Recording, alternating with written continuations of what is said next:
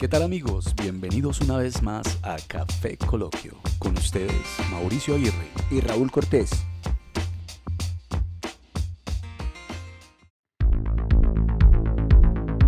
La manipulación informativa ha conformado una subjetividad que entiende la realidad de acuerdo al discurso dominante.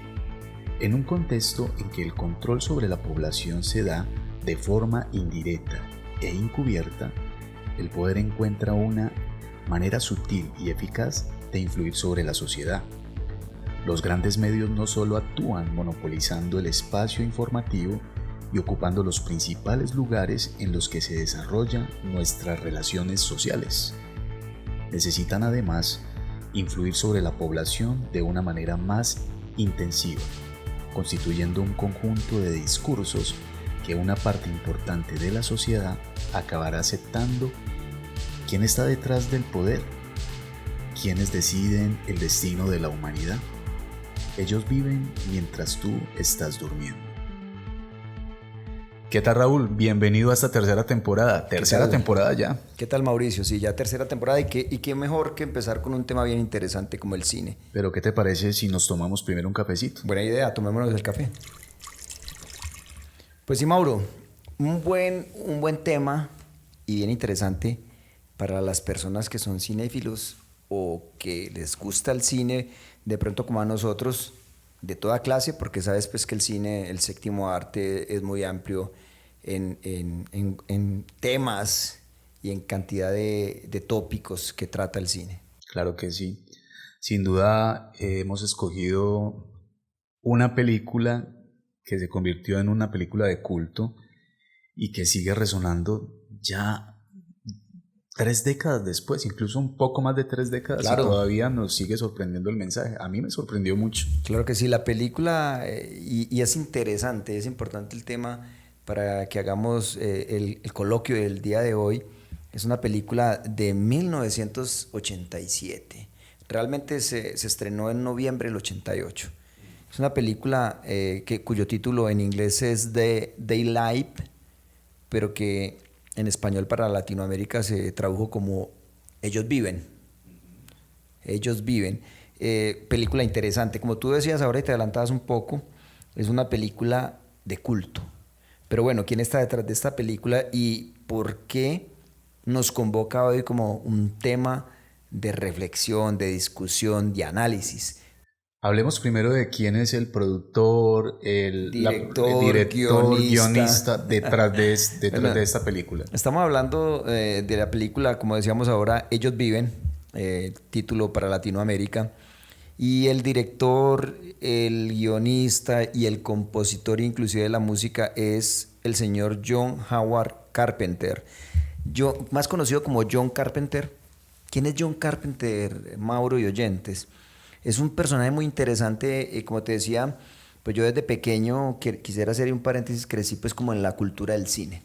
Recuerdo que a mi mamá y mi papá les gustaba mucho el cine cuando vivíamos por allá en un pueblo del Valle del Cauca, y el programa en ese tiempo, porque pues no había las redes sociales que hay ahora, que el internet, inclusive la televisión, pues era hasta un lujo, pues el programa era los domingos, matiné o en la tarde.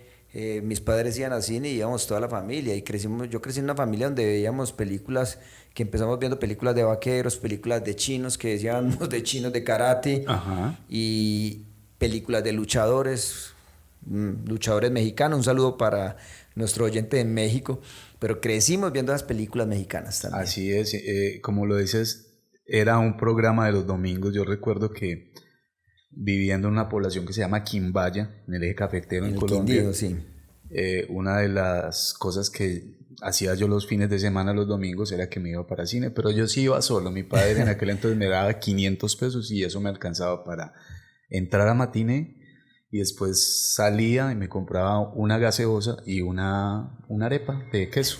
Es que nosotros crecimos en la cultura del cine. Pues yo también inicialmente iba con mis padres, pero después cuando vivimos en el Tolima, el programa que yo hacía los sábados o los domingos era que ellos me daban para la boleta. Y eran 2 películas que daban. Claro, y nosotros crecimos, o sea, Bueno, estamos de hecho, hablando de 10, 11 años yendo nosotros a cine. De hecho, tú y yo tuvimos la oportunidad Claro, de ir a claro. sala de cine, a matiné aquí en Itagüí. El paréntesis está ampliacito, pero es que era muy romántico el asunto de... ¿Te acuerdas que eran unas salas de cine grandes? No Sí. como ahora, con pequeñas, muy cómodas, muy buenas, pero en ese tiempo eran unas salas de cine grandes, con una pantalla enorme y tenían un aforo por ahí para 300 o más personas.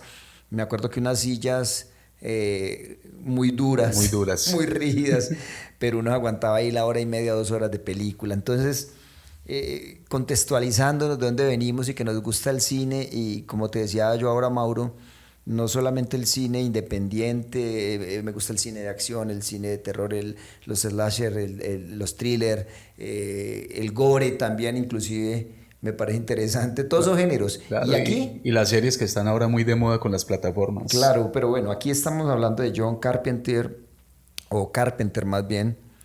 Y este señor es muy interesante porque en 1978 tiene una película que a mí me gusta, y creo que habrá muchos oyentes que les guste, y es Halloween. La película Halloween en 1978, con un bajo presupuesto, la hace este señor y es todo un éxito. Él compone la música, que es muy emblemática, la música de Halloween, y esta película gustó tanto el tema y la forma y la manera como se llevó a cabo con tan poco presupuesto, que tuvo una acogida enorme, tremenda. Y no me vas a creer, Mauro, que esta película, que la parte 1, que salió en 1978, el año pasado, en octubre del 2022, se estrenó la última película de Halloween, ya como la parte 7 o 8. Una cantidad de secuelas basadas pues en este asesino Michael Myers. Tremendo, Entonces, tremendo lo de esa película. Porque entonces, mira, discúlpame, sí. porque mira que ahorita hablabas de que, y también tremendo lo de este director, porque este señor inicialmente no era un director de cine. No, era más que todo compositor musical, ¿no? Claro. Y datico muy interesante el porqué del nombre del protagonista de Halloween. Pero vamos por partes, Mauro. Entonces, estamos Halloween de 1978, para que hablemos de las películas conocidas de él. La Niebla de 1980, que fue un clásico. Starman del 84, Rescate en Nueva York, que también fue otra película. Estamos hablando que eran películas de bajo presupuesto y algunas de tipo B. Pero Halloween, pues sí, con eso fue como la obra prima, pues, de la mejor película, o la que más, digamos, lo causó sensación, y que de hecho, con muy bajo presupuesto, tuvo un recaudo de taquilla enorme. La Cosa, de Deans, de 1982, y El Rescate, aquí en Latinoamérica lo conocimos como El Rescate del Barrio Chino, de 1986, y llegamos a 1987 con Ellos Viven, Ellos Están Vivos, They Live, de 1987. Hablabas ahora tú de algo muy importante, Mauro. Sí. Que esta película es una película de culto, y es bueno que de pronto habrán oyentes que sí lo saben, pero también qué bueno poderles como aportar datos. Y cuando hablamos de una película de culto, nos estamos refiriendo en términos generales a toda aquella obra cinematográfica de cualquier género, como te hablaba ahora, puede ser de terror, de suspenso, independiente, cinearte, lo que sea, puede ser cualquier obra cinematográfica que bien puede ser por novedosa, por transgresora, o porque tiene cierta gracia para un público en general, se vuelve de culto, se vuelve de adoración, se vuelve muy popular de ciertos grupos. Entonces, por ejemplo, está Star Wars, que se volvió una película de culto para los que inclusive se disfrazan, hacen cosplay de esta película. Aprenden el idioma. Aprenden el idioma, tienen juguetes. Está, por ejemplo, una película que me llama mucho la atención, La Naranja Mecánica, también es muy buena. Es una película de culto. Pin Flamingo es otra película de culto. Bien transgresora esa Pin Flamingo. Transgresora, totalmente fuerte. Entonces, eso es una película de culto, y aquí nos contextualizamos en eso. Estamos hablando de Ellos Viven, una película de culto, de 1987, estrenada en noviembre del 88. Bueno, muy interesante también los que componen el elenco de esta película. El protagonista principal era un luchador, ¿no? Sí. Era un personaje muy interesante de la lucha libre, un canadiense él, y me llama mucho la atención el nombre que tiene y del personaje que él interpreta ahí, que se llama John Nada. John Nada, Juan Nadie. Podría decirse Juan Nadie como tal. Ese personaje únicamente tuvo esta participación en cine, no investigando en la biografía solamente participó en esta película, no me di cuenta que tuviera alguna otra actuación. Sí, este señor solamente tuvo esa única película que hizo. Bueno, yo lo que me encuentro en esa película es que es una película que se ve que es de bajo presupuesto. La actuación de este señor no es una gran actuación, pues de hecho es luchador, Bueno, no se dedica al cine. El señor del que estamos hablando se llama Roddy Piper. Roddy Piper, como tú dices, era un luchador de lucha libre de la WWF en la década de los 80, que hoy es la WWE, que es una liga pues de la lucha libre que pasan por televisión y que es muy conocida. Este señor era la primera vez que actúa y como tú dices, la actuación de él es muy simple, muy burda. Y de hecho lo que me llama la atención a mí es ver la actuación, que es muy burda, como lo acabas de decir. Se nota que es una película de muy bajo presupuesto. Incluso me llama también la atención que los efectos, considero yo que a pesar de la época, los pudieron haber hecho mejores efectos, pero mucho bueno, más elaborados. Lo que tú dices es cierto, pero vamos por partes. ¿Qué hace de especial esta película? ¿Qué tiene interesante? Entonces, primero que todo, se volvió una película de culto porque tiene un sector de personas que les gusta, que de alguna forma la adoran y que la coleccionan y que les gusta verla de cuando en cuando, y tiene cierto nicho pues con ciertas personas que gustan de este tema. Pero bueno, también disculpa para los oyentes, si la quieren ver la encuentran en YouTube y la encuentran como Ellos Viven, ¿cierto? Sí, está completa, claro. Entonces, el contexto donde se da esta película, el contexto estamos hablando de Estados Unidos, estamos hablando del segundo mandato de Ronald Reagan, con unas políticas económicas que implementó durante ese mandato que era muy conservador, y al mismo tiempo él lo que hace es incentivar el consumo, incentiva el consumo de una manera desbordada, y este señor John Carpenter realiza esta película de alguna forma para hacer una crítica a ese tipo de, digamos, de políticas que están manejando en el momento, económicas muy, muy consumistas. Entonces, en ese contexto nace la película Ellos Viven. Entonces, como tú decías ahora, empezamos poniendo a los oyentes en contexto, y es igual ellos, yo creo que la van a ver, pero vamos a motivarlos para que de pronto cuando la vean con esta visión de reflexión y crítica. Y yo aprovecho, Raúl, para mandarles un mensaje, y es que si se motivan a ver la película, los invito a que comenten el podcast, a que nos digan qué les pareció y cuáles son sus conclusiones. Claro. Bueno, entonces estamos hablando en un contexto capitalista y consumista.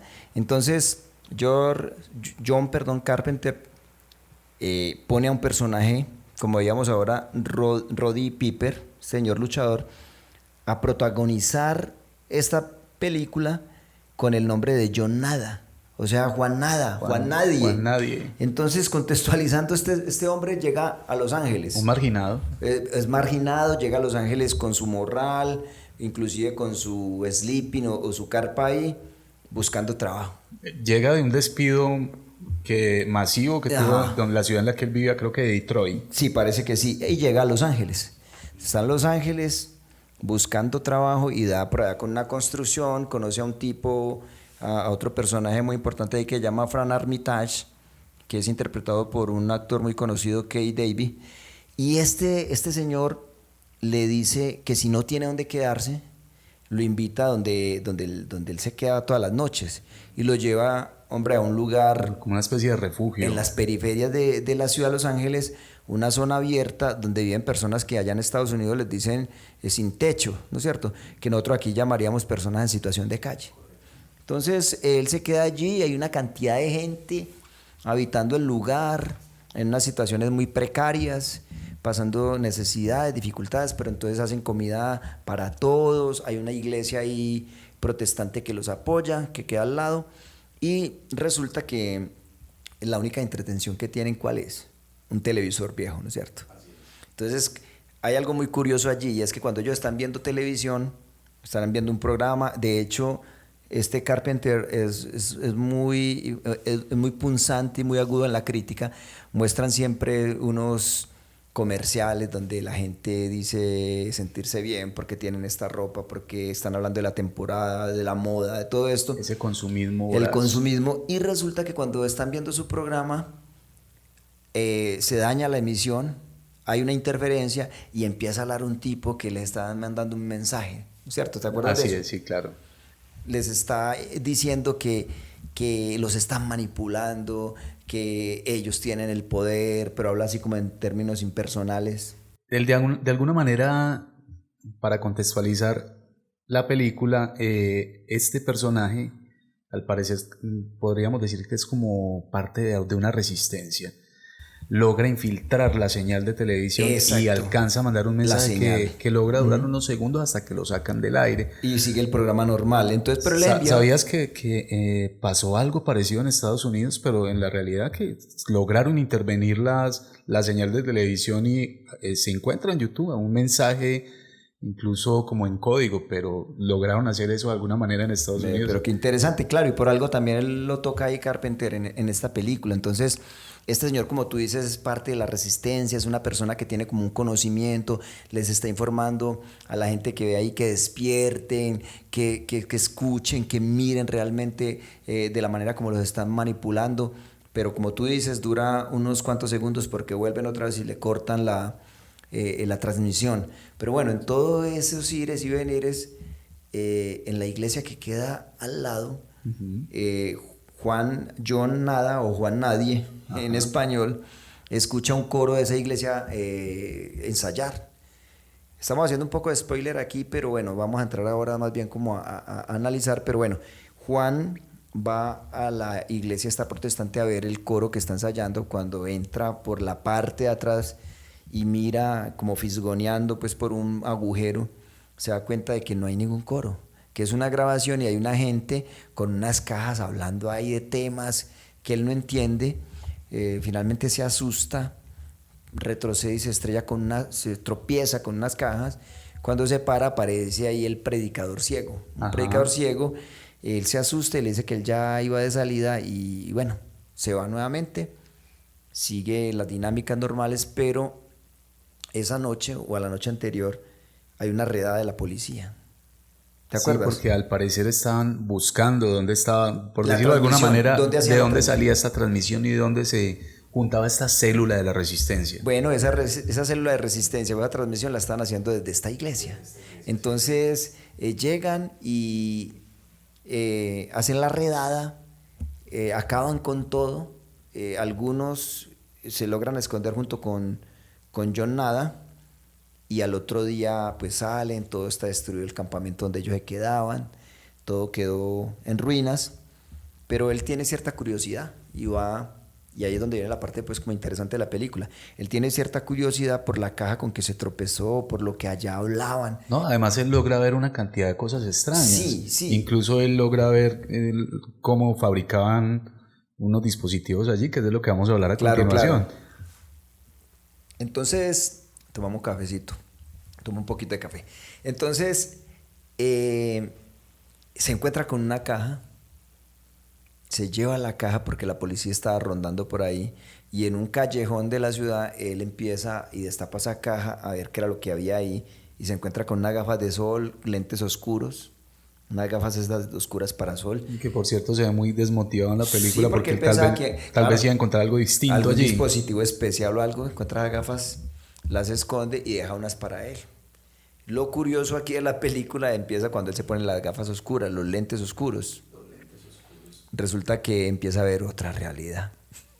Empieza a ver esa otra realidad, muy parecido a lo que decía este filósofo, de todo depende de las lentes con las que veas, de las lentes de la razón. Claro.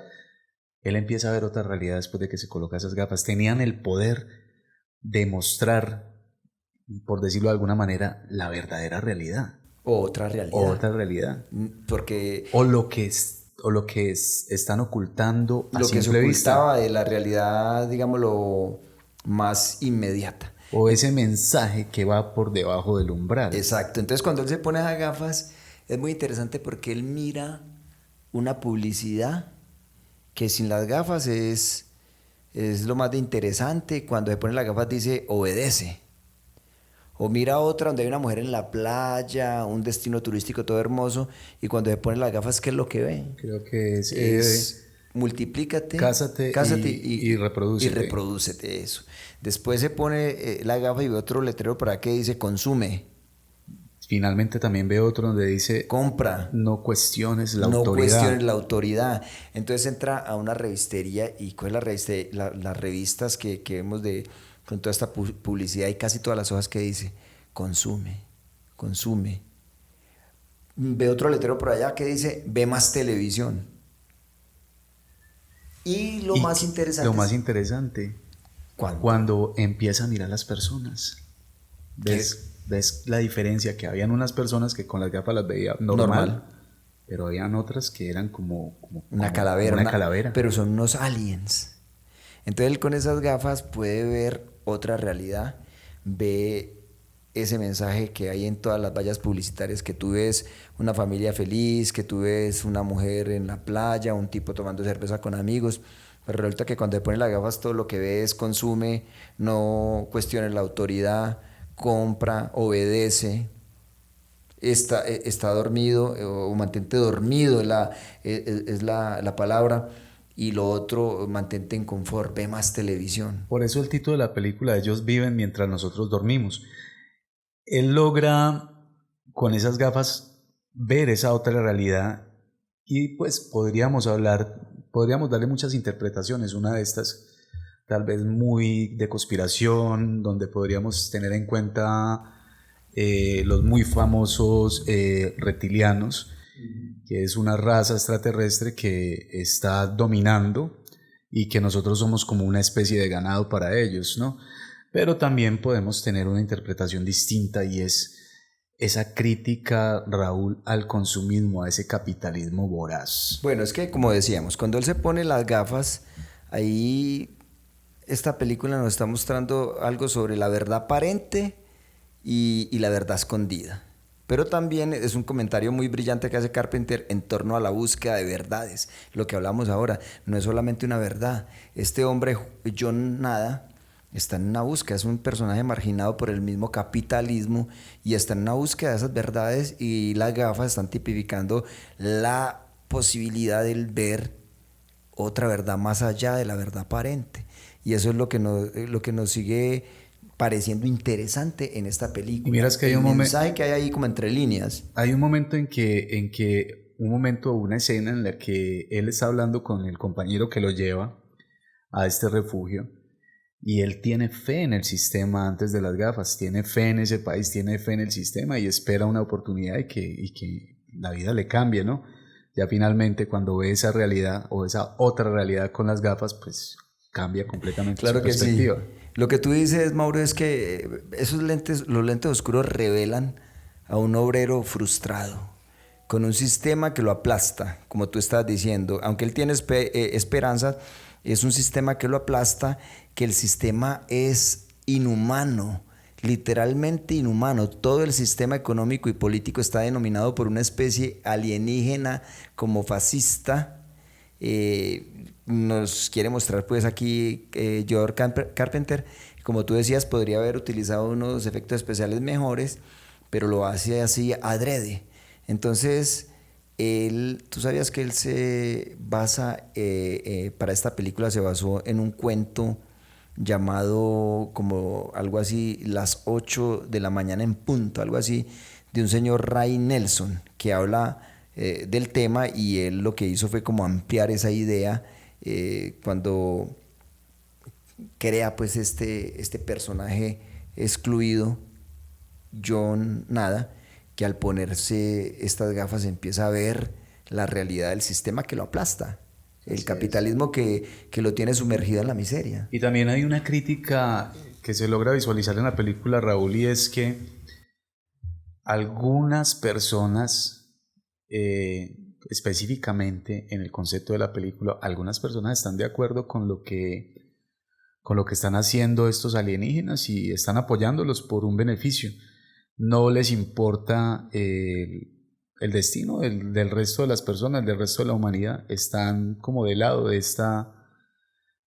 esta raza alienígena que está aquí llevándose los recursos y acabando pues con el destino de la humanidad, según el argumento de la película. Sí, es básicamente, como tú dices, lo que quiere mostrar John Carpenter es eso, es esa crítica a ese capitalismo inhumano. No estamos hablando que el capitalismo sea malo, no, estamos haciendo la reflexión aquí acerca de la película y de lo que quería mostrar John Carpenter a través de esta cinta. Y es eso, un pobre hombre que está excluido por el sistema, que está siendo aplastado, pero que realmente ese sistema consumista lo aísla, y cada vez, aunque él, en medio de esa realidad en que vivía, tiene esperanza, cuando se pone las gafas ve que la realidad es otra, que hay otra verdad, que hay una verdad más allá de la verdad aparente, que es la verdad, digamos, lo que está entre líneas, pero esa Raúl, realidad. yo me atrevería en esta charla, en este coloquio, en este podcast que estamos llevando a cabo, me atrevería a preguntarte, porque sé que conoces del tema, que nos hables de algo más tangible de nuestra realidad, de lo que vivimos ya, porque lo conoces. Háblanos un poco como para conectar el tema con lo que vivimos a diario, porque sé que tienes conocimiento acerca de lo que son los mensajes subliminales, tuviste una investigación importante hace algún tiempo. Háblanos de eso un poquito.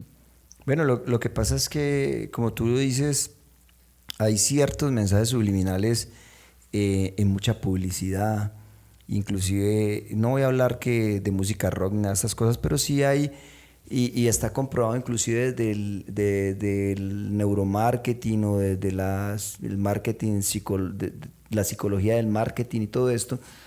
Hay una música que vos a veces entras a ciertos lugares y lo que busca esa música inconscientemente y te envía un mensaje subliminal es de consumir, es de que tú compres, es de que tú gastes, hablando de la música.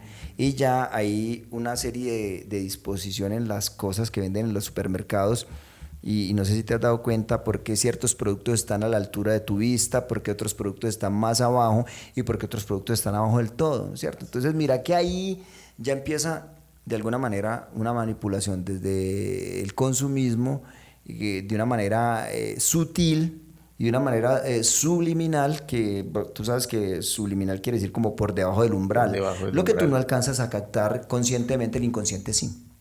Mira que hay una terminología cuando hablas acerca de toda esta publicidad en grandes superficies, incluso hay algo que se llama rompetráficos. Y sí, las marcas pagan grandes sumas de dinero para tener estas ubicaciones, lo que llaman puntos calientes o las más adecuadas como tal. En todo caso, el mensaje subliminal existe, estamos bombardeados en todo momento de todo este tipo de mensajes que finalmente nos motivan a comprar muchas veces cosas que no necesitamos. Claro, lo que veíamos en el capítulo pasado del minimalismo, que el consumismo es todo lo contrario. Bueno, entonces la película básicamente es la historia, haciendo como esta reflexión, es la historia de un trabajador que al despertar de su sopor, de su sueño, él se da cuenta que puede destruir a todo el sistema a punta de pura valentía, a punta de fuerza, de resistencia, pero mucho más allá también es la historia de una película independiente, como veíamos, de una producción de acción nada, porque recuerda que el apellido o el nombre completo del protagonista es John Nada, que se sacrifica para señalar con sus propias trampas que no hay escape ideológico inocente, que no hay una verdad sencilla detrás de las cosas, que no hay una explicación maravillosa, que no hay nada de esto que realmente se escape a la realidad. Así es, y creo que él aborda pues uno reflexiona acerca de lo que uno haría. Creo que desde mi punto de vista tal vez aborda de la manera menos conveniente el poder llevar ese mensaje. Sin embargo, pues hay un final donde él logra mostrarle a todas las personas lo que está ocurriendo, ¿cierto? Pero ¿qué reflexión nos deja esta película? ¿Qué reflexión nos deja el mensaje como tal? Mira, Mauro, hay algo muy interesante en la película, y es que, digámoslo, más recientemente se han hecho entrevistas, o le han hecho entrevista a John Carpenter, y él ha dicho en más de una ocasión que la película no era una película de ciencia ficción, que era más bien un documental, más bien un documental que una obra de ciencia ficción.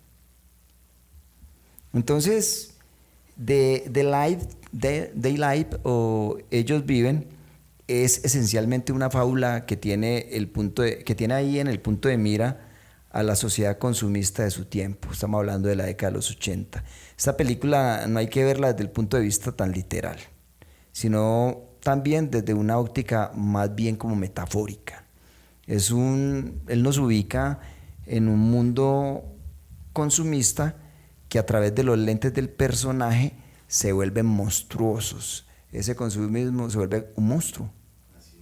Pero también está la otra reflexión que tú decías ahora anteriormente, y es que... No, y disculpa, y ese consumismo, como dices, sí, nos va volviendo poco empáticos, y incluso vemos mucha gente que de pronto está en situaciones complejas, pero nos vamos volviendo insensibles. Claro, es lo que ve John Nada con los lentes, ese consumismo como un monstruo.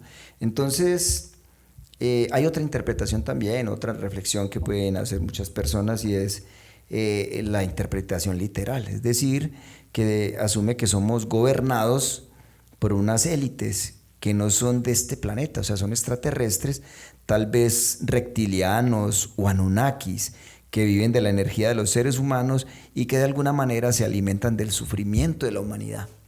Eso podría ser la otra interpretación. No estamos adelantando el final para que usted se vea la película, pero esa podría ser una de las reflexiones que hacemos de esta película, que ya tiene más de 30 años, que es una película de culto y que tiene un mensaje entre líneas bien interesante, que estamos reflexionándolo acá, pero también les damos el espacio a ustedes para que la vean y nos puedan escribir, como decía Mauricio ahora en los comentarios, ustedes qué piensan, qué vieron allí de esta película. Ellos viven, nosotros dormimos. Así es, Raúl. Conclusiones personales, conclusiones que podríamos tener en cuenta es que debemos bajarle ese consumismo, debemos ser más empáticos. Considero que es el mensaje, pues, que nos envía la película como tal. Yo no lo veo tanto por el lado de los Anunnaki, los reptilianos, pero en fin, cada quien pues tiene su visión, ¿cierto? Creo que sí debemos darnos cuenta que hay cosas que realmente no necesitamos para ser felices. Bueno, mi reflexión sería, y es que hay muchas personas que la han visto y que son seguidores de la película, y de alguna manera dicen que Carpenter predijo el futuro, que esta película es tan actual como en la década de los 80 como ahora. Es interesante poder reflexionar en esto, y no es que una cosa es el consumo, otra cosa es el consumismo. El consumo normal es necesario, pero el consumismo, que es ese consumo extremo y sin sentido, porque nos crean una necesidad, es lo que se puede volver como un monstruo, como lo que pasaba cuando John Nada se ponía los lentes y veía ese monstruo. Bueno, así es, Raúl, entonces vamos llegando al final de este episodio. Feliz de estar en esta tercera temporada. Qué bueno pues que podamos continuar con este proyecto, y bueno, recordar a los oyentes que vean la película, que compartan sus opiniones, que nos escriban. Estaremos muy atentos a sus comentarios, y bueno, nos escuchamos en un próximo episodio. Bueno, hasta pronto, Mauricio. Hasta pronto.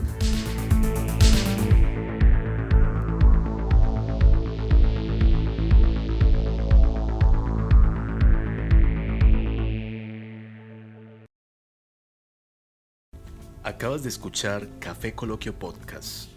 No olvides suscribirte en nuestras redes sociales. Nos puedes encontrar en Facebook como KFE Coloquio Podcast y en Instagram igualmente como KFE Coloquio Podcast. No olvides buscarnos también en YouTube y recuerda que estamos en las principales plataformas de streaming. Hasta un próximo episodio.